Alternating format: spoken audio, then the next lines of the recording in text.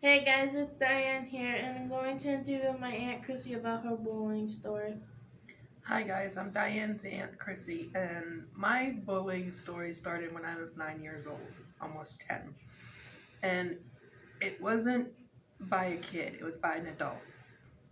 And a lot of people think bullying is basically just like physical, hitting, slapping, spitting, whatever, but it's not. It can be mental too. Mine was when my stepdad, he would constantly verbally put me down. And he would tell me that I was never good enough, I was never going to amount to anything. Nobody wanted to be around me, not even my own dad. That's why he left. No one loved me. And it went on for a while. The only way for me to get out of that situation was because I felt I had to leave. And at the time, I was so depressed and I was so like hiding myself that I didn't want to be around anybody, period. So I left and I went and lived with my grandmother, and it was the hardest decision I ever had to make. And for a while there, things started getting better. I was starting to feel myself again. I was making friends at school. My grades were improving. Life was great. And then we moved. And I encountered my second set of bullies, which was kids. And that was even worse because it was mental and it was physical. They would push me in the lockers. Um, when I walk by, they'd go, "Oh, look at the fat one," boom, boom, boom. It was like constant. Every day they would write on my locker, and it was it was harsh words. And the janitor would come out and he'd just wipe it off. And it felt to me like, well, if no one sees it, it doesn't count. So I hid all my feelings and I kept them inside and I dealt with it every day. And it really got to me to the point where I didn't want to be at school anymore. But I liked school but I couldn't be there. I didn't want to be around my friends that I made. I would hide in my room. My grandmother couldn't figure out why I was hiding all the time. And I felt, I guess you could say, ashamed. I thought I was doing something wrong. I felt like it was my fault. And if I told anybody, then they would laugh at me and be like, "Oh, well, you has to be something you're doing." So I held it all in, and it wore me down. And when I was 16, I dropped out of school.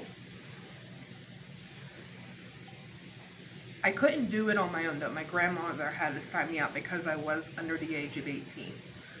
But the deal was, if she was signing me out of school, I had to at least get my GED.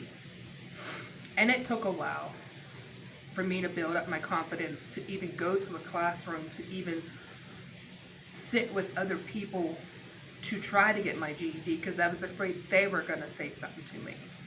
But I did it and I accomplished it and I got the GED, and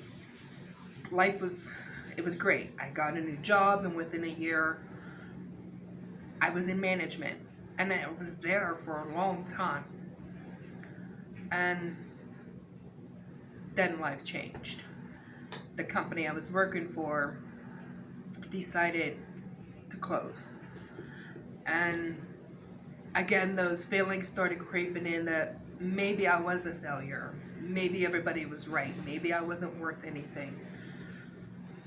And I tried other jobs after that, and it was constant. Like, I could hear other people talking about me all the time. Like, no, look at the fat one there, or she's too dark, she don't fit in.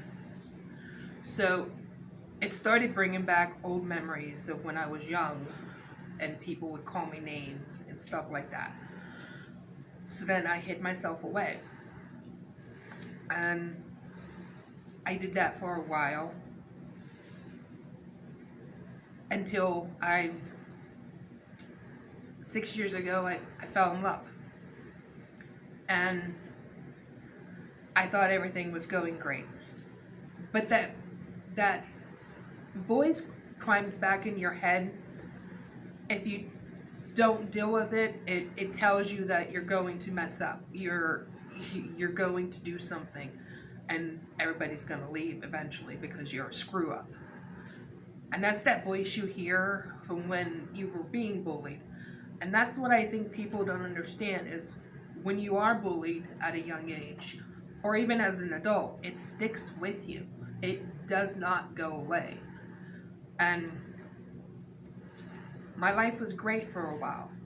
But like I said, that started creeping in. And I started hiding myself again. And the depression came back. And it wasn't anything that anybody else did, but I made them feel like they did. And that was wrong. Because I held the depression for so long, and I held my feelings in for so long that I didn't care about myself anymore. And I didn't know how to express to anybody how I felt. But lately I'm working on myself. And I'm starting to feel better now. And I'm starting to see myself come back. And I know it's going to take a while to get back to who I was before. But I'm going to work on it, and I'm going to get there. And I know I will succeed because I have the love of my family. And I have my boyfriend. And eventually I will be back to a whole person. And the only thing I really can tell you is if you're being bullied, don't be like me. Don't hold it in for years because it'll stick with you. Tell an adult. Tell a friend. Tell anybody. It doesn't matter who you have to talk to. Just go ahead and do it. Because if you hold it in, it will make you regret a lot of things. And it will make your life basically crap. So you have to tell people that someone is bullying you, whether it is mental or it is physical. You have to tell them, and you have to get help.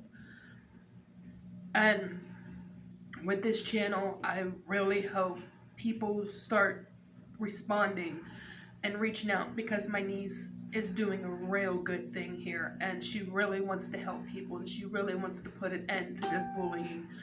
And I believe if we all work together, we can actually finally stop bullying and not make people feel like they don't belong anymore. So please check out her Facebook or her Twitter, or like and subscribe to this page. If you have a story, please send it in to her, or just send her an email. And you don't want to be public, she'll talk to you email to email. Just reach out to somebody.